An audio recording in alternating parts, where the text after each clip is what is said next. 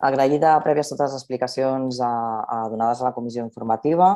També, com bé s'ha comentat, el reglament va ser aprovat en Junta de Govern local, va estar en exposició pública i la proposta de modificació rau bàsicament en adaptar aquest reglament a la legislació vigent i adaptar-lo també a la nova realitat dels mercats municipals.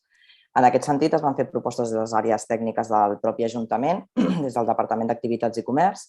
S'han incorporat alguna proposta del nostre grup i també s'han tingut en compte bastantes de les esmenes proposades per la Junta del Mercat Sant Ildefons.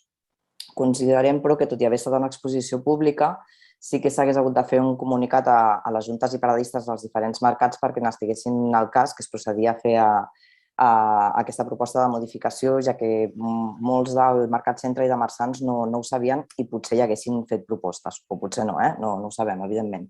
Tot i això, el nostre vot serà favorable, entenent que les modificacions que s'han realitzat són positives i s'han tingut en compte la majoria de propostes que han arribat. Gràcies.